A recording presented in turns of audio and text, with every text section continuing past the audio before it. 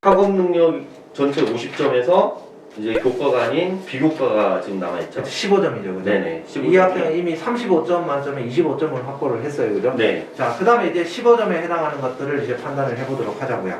아까 이제 학업 능력 평가는 성과 중심의 평가라 그랬잖아요. 그죠? 네네. 자, 그럼 학생부상에서 나타나는 성과들 중에서 가장 기본적인 건 아까 얘기했던 교과 성적이고, 그 다음은 또 이제 성과가 명시적으로 드러나는 게 뭐가 있을까요? 상이죠, 상. 자, 그러면은 비교과를 볼 때는 그래서 뭘 보게 되냐면은 교과에서 평가된 점수가 이 학생의 실질적인 학업 능력을 과소평가하고 있지 않느냐라고 하는 걸 살펴보는 겁니다. 네. 세분화시켜서 봐야 돼요. 자의적인 평가가 될 수도 있잖아요. 그쵸. 그래서 미리부터 이제 평가하는 요소, 영역들을 좀 나눠 놓는 경우들이 많습니다.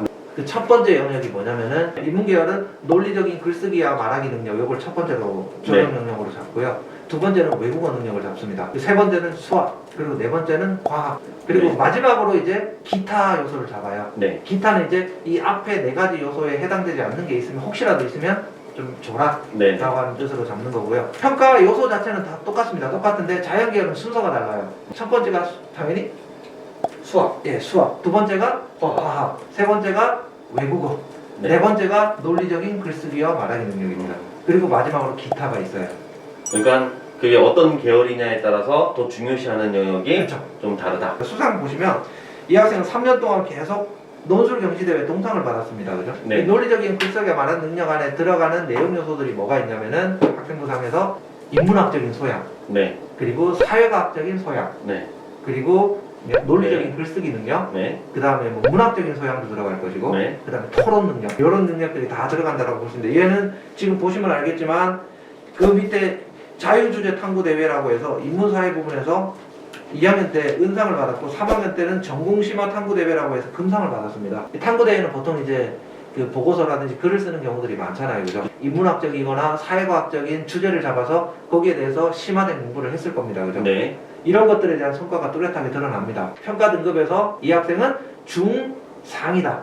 근데 이 학생의 인문사회와 관련된 이제 논술 경시, 자유주제 탐구대회 이런 대회 상들을 딱 놓고 봤을 때는 좋죠, 그죠? 네. 일단 은상, 뭐 금상. 이렇게 놓고 네. 논술 대회도 연속으로 3번 받기가 쉽지가 않단 말이에요. 그쵸. 이렇게 보면 얘는 중간 그룹에 속하는 게 아니라 이 영역과 관련해서는 충분히 상위권에 해당한다. 논리적인 글쓰기와 말하기 능력에서 최상이다? 라고 이제 판단하기보다는 상위권에 있다. 네. 이렇게 판단할 수는 있는 거예요. 그죠. 그렇게 보면 이 학생은 좀 교과 성적이 이 영역과 관련해서는 과소평가된 면이 있다 네. 라고 생각을 하는 겁니다. 네. 이럴 경우에는 점수를 2.5점을 더 줍니다. 네. 영어상을 한번 보세요. 잘했죠? 잘하네요. 영어. 말하기 대회 금상. 금상, 네. 말하기 은상, 뭐 그죠? 2.5점 네. 정도 부여할 만하다라고 생각할 네. 수가 있습니다. 뒤로 이제 넘겨보시면 이 학생의 학업 활동들이 나옵니다. 1학년 때 EU Goes to School에 참여를 했대요. 그룹 리더로 활동을 했습니다. 무상복지, 악의 평범성, 안나 아렌트 등 여러 주제로 토론 및 토의를 했다라는 얘기가 나오고, 문제중심 교육 방법을 적용한 멘티 학생 스스로 학습 방법 연구라는 주제로 보고서도 작성을 했고, 그리고 테드 영상을 시청하고 주제 심화 탐구 토론 활동도 했고, 그리고 뭐 교육복지 분야에 대해서 논문도 많이 읽었대요. 논문 탐색도 하고 독서 활동도 활발합니다. 뭐 이런 그리고 교내 사회과학 아카데미를 통해서 토론도 하고 글쓰기 활동도 하고, 사회과학 토론반에서 2년 연속으로 또 탐구 활동을 했었고, 3학년 때는 또 독서 아카데미를 통해서 4차 산업혁명과 교육의 미래라는 주제를 심도 있게 고찰하기도 했습니다. 학생마다 학생부에 써져 있는 기록들이 좀 어떤 학생은 풍부하기도 하고 어떤 학생은 좀 빈약하기도 하잖아요. 그죠? 네네. 근데 이 학생은 상당히 풍부한 그룹에 속해요. 네. 이런 내용들이 풍부하다라는 것만 가지고 점수를 주기에는 약간 망설여지죠. 그죠? 그쵸. 잘하는지 못하는지를 모르니. 근데 이 학생은 네. 상이 있으니까 또 잘한다라는 것도 느껴지죠. 그쵸. 풍부하게 활동했고 잘하기까지 했다. 네. 성과까지 있다라고 네. 하니까 확실하게 점수를 줄 수 있는 요소가 될 수가 있다는 뜻입니다. 그래서 이 친구는 그래서 인문사회과학 논술 토론 이 영역에서 2.5점, 외국어에서 2.5점 정도의 조정 점수를 부여를 했습니다. 그래서 최종적으로 이 학생의 학업 능력 점수는 30점이에요. 50점 중에 50점 만점에 30점 정도를 받는다. 32.5점 정도가 되면은 서울대학교 인문대학 정도를 충분히 붙을 수 있는 수준의 점수입니다. 서울대 인문대학에 붙기 위해서는 이 학생은 이제 좀 성적을 더 높였어야 된다는 얘기도 가능한 거고. 자, 그 다음에 이제 30%를 차지하고 있는 학업 태도 부분을 평가를 해볼게요. 네. 이 기준이 뭐냐면, 이건 기본적으로 이것도 학생들, 지원한 학생들 전체를 세 그룹으로 분류를 합니다. 세 번은 해야죠. 그렇죠. 그 안에서 또 두 그룹으로 세분화를 네. 합니다. 그리고 자연계열은 앞 두 그룹을 세 등급으로 세분화를 합니다. 네. A 그룹을 A+, A0, A-, 그리고 B 그룹을 B+, B0, B-, 네. 이렇게 분류를, C 그룹을 C+, C 이렇게 분류를 해서 네. 8등급을 만들게 되는데, 네. 얘는 인문계열이니까 네. 이 학생의 학생부를 살펴보면은 네. 뭐 통상적으로 일반고의 최상위권 학생이다라고 하는 그 수준을 질적으로 벗어나는, 그거 상회하는 그런 학생은 아니에요. 네. 그렇기 때문에 이 학생은 명백히 이제 B그룹에 속할 겁니다. 당연히 이제 A+이다라고 하면 점수가 30점이겠죠. 네. 그리고 A면 25점. 네. 그리고 B+이면 20점. 네. 그리고 B면 30점, 25점, 20점, 15점 이렇게 되겠죠. 그죠? 네네. 15점을 일단 확보를 하게 됩니다. 이 학생 점수를 B그룹에 속하기 때문에 대부분의 학생들이 기본 점수 15점 정도는 받습니다. 네. 근데 이 학생은 근데 학생부 내용을 좀 살펴보면요, 독서 활동을 굉장히 많이 한 정황들이 나옵니다. 그리고 다양한 주제에 대해서 책을 굉장히 많이 읽었다는 얘기들이 대단히 많이 나옵니다. 이 학생의 적극적인 학업 태도, 네. 이런 것들을 이제 감안을 했을 때 이 학생은 평균 수준의 학생들 중에서는 좀 풍부하다. 네. 학업 태도가 굉장히 이제 적극적이고 좀 다양한 영역에 관심도 많았고 지적 호기심이 왕성했다. 책을 읽으면서 네. 네. B뿔 그룹에 넣을 수 있겠다라고 판단을 해서 20점을 부여를 했습니다. 네. 이 학생은. 네. 실제로 학생부에서 독서 활동란이 이제 삭제가 되면, 네. 삭제가 되고 대학에 넘어가면은 독서가 뭐 그렇게 중요하지 않은 것처럼 생각을 할 수도 있잖아요. 그건 아니죠. 근데 지금 이 학생을 평가할 때 보면은 독서 활동란을 보고 사실 평가를 했다기보다는 아니에요. 생기부 전체에서 나타나는 독서 활동을 보고서 지금 평가를 했잖아요. 네네. 네, 그렇게 해서 이 학생이 5점을 챙겨가더라 맞아요. 라고 하는 거. 그러니까 독서는 여전히 중요하다. 중요하다라고 말을 할 수 있겠네요. 네, 내가 이제 어떤 학교에서 학업 활동을 수행을 한다라고 했을 때 네. 발표를 할 수도 있고 수행 평가를 할 수도 있죠, 그죠? 네네. 뭐 그건 새 특성에 적힐 수도 있고 네. 동아리에 적힐 수도 있는 거고 네. 진로 활동에 적힐 수도 있어요. 네. 그렇게 이제 학생부를 기록을 할 때 내가 그러한 발표를 하거나 혹은 또 이제 수행평가 과제를 수행하거나 하는 그 과정에서 내가 봤던 논문이라든지 책이라든지 이런 것들을 적극적으로 언급할 필요가 있습니다. 그러면 이제 학업태도 한번 정리해 주시겠어요? 전국 평균 수준이다. 전국 평균의 상위권 학생 수준이다. 연대를 지원하는 통상적인 학생 수준이다. 네네. 라고 보시면 되고, 네. 뭐 서울대를 기준으로 놓고는 서울대를 지원하는 학생 통상 수준이다. 30점 만점에 20점을 줬다. 네네. 라고 보시면 그래서 맞습니다. 15점 줄까 했었는데 생기부를 보니까 20점을. 얘가 5점을 가산을 해줘도 되겠더라. 네. 네, 이렇게 된 거죠. 그죠? 네. 그러면은 아까 이제 우리가 학업 역량 네. 그리고 학업 태도 이 두 개를 합해서 우리가 네. 학업이라고 통칭할 수 있는 그러니까 학업 능력에서는 기본적인 점수 수준을 C뿔을 받았잖아요. 교과로 C뿔을 받아서 이제 네. 25점을 받았고, 네네.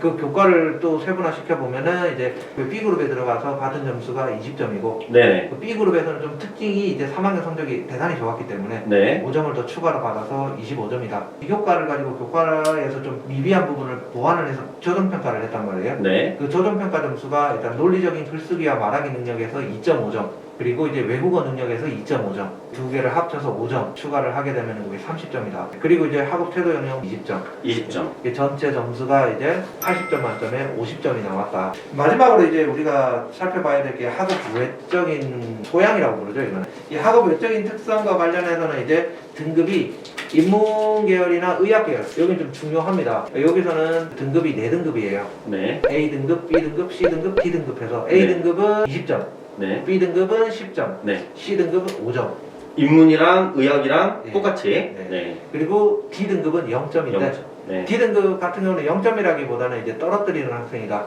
기본적인 어떤 자질이 없는 학생이다. 그리고 여기서는 저 이제 기본적인 특징이 뭐냐면은 아까 이제 학업 능력이나 학업 태도 부분에서는 조정하기 위해서 이제 첫 출발점으로 삼는 지점이 학생들마다 좀 차등적이었잖아요. 여기서는 이제 B등급에서 동일하게 출발을 해요. 그러니까 지원했다라고 하면은 학업 외적인 소양 부분에서는 10점은 받는다. 근데 좀 차이는 뭐냐면 아까 앞쪽에서는 가점을 줬잖아요. 그렇죠. 가산을 했는데 네. 여기서는 점수를 까먹을 수도 있어요. 감점을 할 수도 있다 네. 생각할 수 있는 겁니다. 이공계는 이제 아까- B등급 네. 5점이 기본 점수인 거예요. 네. 그러니까 학업 부분이 90점. 90점. 그죠? 그죠? 그러니까 50점 플러스 40점이었어요. 네. 학업 역량 50점. 50점에 그리고 학업 태도가 40점. 그런데 그러니까 이제 학업 외적으로 지금 보는 영역은 10점만 보인다.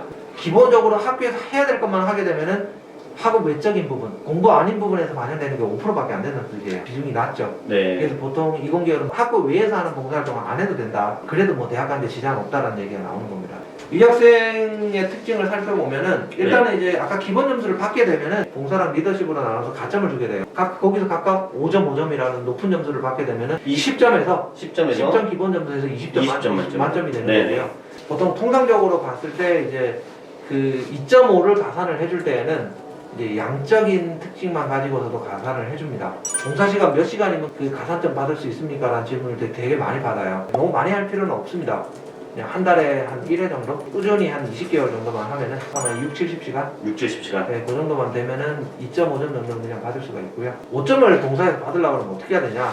예를 들어 300시간 한 학생이 있다, 진짜로. 그렇게 꾸준히 했다라고 하면 점수를 뭐 탁월하다라고 해서 네. 5점을 줄 수도 있을 거고요. 이제 양적인 기준보다는 내용을 좀 보게 됩니다. 봉사활동이라고 하는 것이 자기가 적극적인 선택을 하죠. 네. 어떤 학생은 시간을 아끼기 위해서 되게 이제 간단한 봉사, 뭐 청소라든지 이런 걸 선택할 수도 있는 거고, 네. 또 어떤 학생은 의미를 담아서 내가 진로가 이러니까 난 진로가 법관이니까 법원에 가서 봉사활동을 해야겠다. 네. 나는 의사니까 병원에 가서 봉사를 해야겠다. 네. 이 선택을 적극적으로 하는 학생들이 많죠. 네. 근데 그렇게 적극적으로 선택하고 나면 대부분의 학생들은 어떠냐면은 그 봉사활동 기관에 가서 봉사활동을 할 때는 시키는 것만 해요. 네. 그 시키는 것만 했을 때는 통상적으로 뭐 대단히 탁월하다라는 평가를 받기는 어렵죠. 근데 그게 아니라 이 탁월하다는 평가를 내용적으로 받고자 한다면은 주도성이 있어야 돼요. 근데 이제 신중하게 생각해야 될 게 뭐냐면 이게 비중이 크지가 않잖아요. 내가 여기서 양적인 기준을 그냥 채워서 네. 그것도 지속적으로 꾸준히 가는 거니까 그것도 정성을 담아야 된단 말이에요. 그 정도를 인정을 받고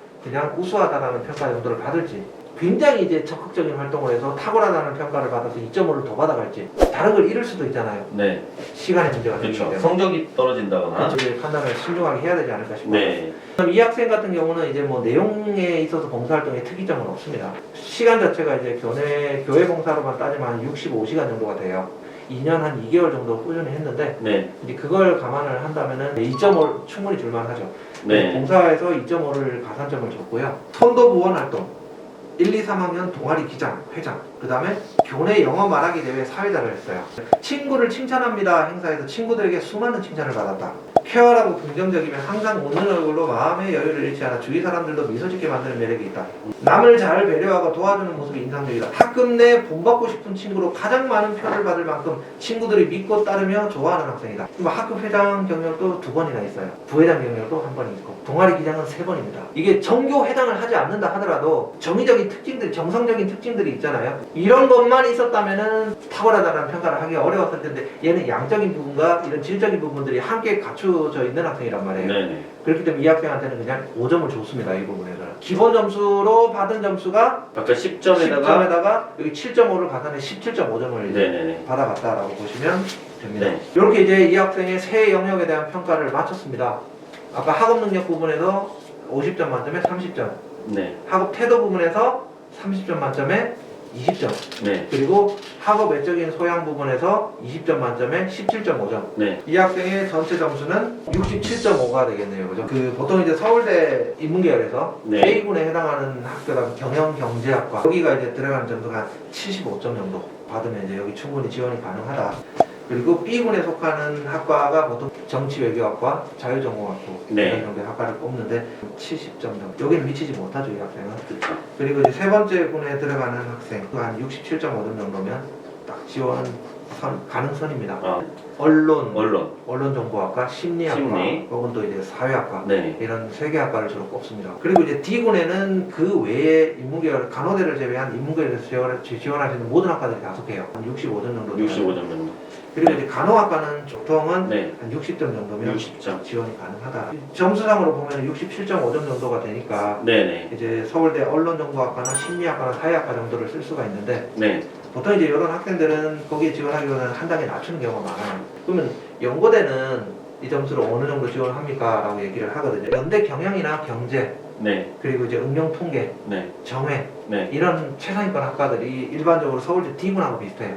뭐 고대는 제일 높은 과가 이제 경영 경제 쪽이잖아요, 그죠? 네. 그거는 이제 서울대 간호대하고 비슷한 수준이다. 뭐 이 학생도 그래서 이제 뭐 실제로 지원을 시켰다라고 하면 연대는 무난하게 갈 수 있는 이게 한 65점 이상 정도 나오면은 이제 쓸 수 있는.